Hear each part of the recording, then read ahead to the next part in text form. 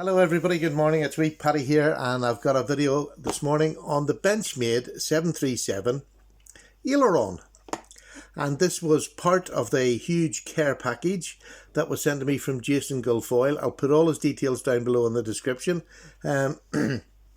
He sent me a shop with knives in a box, which was just amazing. And this is the first one that I used out of that. You know I'm a Benchmade boy anyway, so I'm not a fanboy, but I do like my Benchmades. This one it's got a great story to it. First of all, it's a Benchmade black class. And I thought I was under a rock. Why did I not see this, or why did I not have any interest in this when it came out, first of all?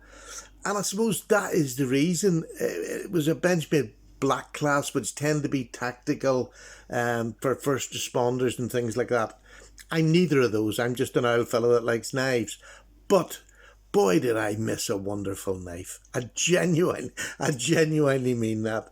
I mean, look, this is my Benchmade star. This has always been my grail knife. I just think this is one of the best knives ever made by anyone. Let me tell you, as far as use goes, this is way up there. This is way up there. This is a hard use knife. Now, the story behind it is this was made by, I can bring this up to you. It's a man called Steve Tarani who designed the knife, and he was asked to design a knife for pilots, for air security, for aviation security and sort of defence knives. Now, it's also designed for hand-to-hand. He has his own way of showing people how to open it, so you got your arm up and your knife in front. Now, he has a video. If you go to the Benchmade site, there's a video on Steve Tarani teaching people how to use this. Steve Tarani is a modern-day action man. He was in the CIA. He's a firearms expert. He's a self-defense expert. He just does a bit of everything. A bit of a, gung-ho type fella. So, he made a knife, and let me tell you, he really did make a knife. And I'm never going to use it as a self-defense because I don't believe, well, I'm saying never. I hope I never have to. But I don't believe in using a knife in self-defense unless you're fully trained, and I'm not. So for me, let's take self-defense out of this, which takes it out of the black class. They call it the black class because of that, because it's... But to me, I think you're nearly alienating a population of knives.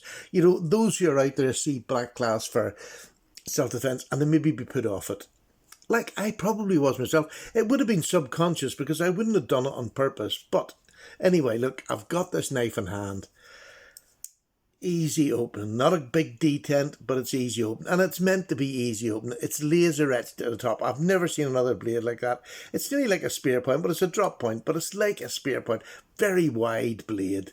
I mean, that is about 1.25 inches wide. That's quite wide as a blade. When you take the Benchmade 940, which is about 3/4 of an inch, I mean, you have another 1/2 inch width on the blade. So for that fact alone, you could use this knife if you wanted to scrape holes, to do anything at all. You could use it for anything. It's like a shovel. The other thing is the blade stock. It's reasonably thick blade stock, and it's about the same thickness as a PM2. I'm not even going to measure them because they are roughly the same, but the difference between it and the PM2 is the blade, is the tip, I should say.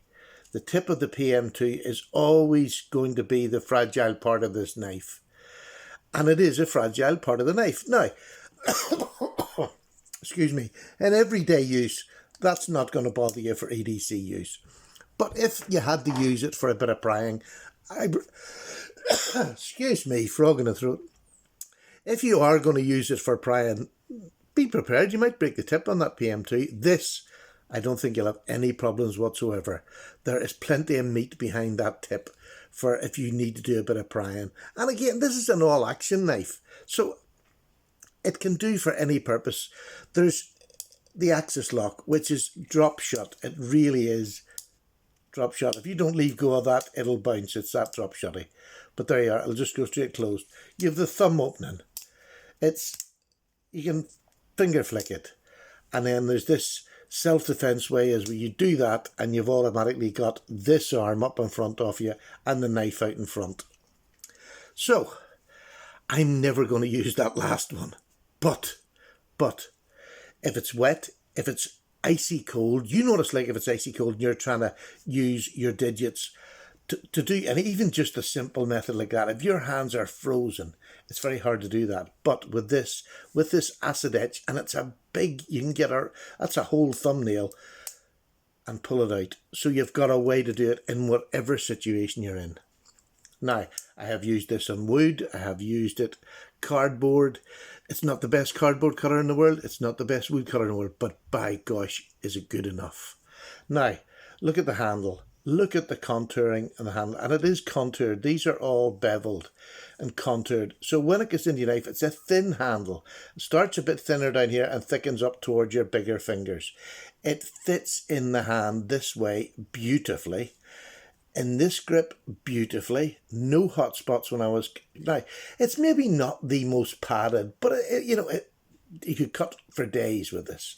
Now, pinch grip, probably the best. How narrow it is, let me just show you on this. Now, it was Nero Knives. I was watching his video and he was showing the difference. Look how thin that is at the top. And that makes for a great pinch grip. Let me just get this put away again.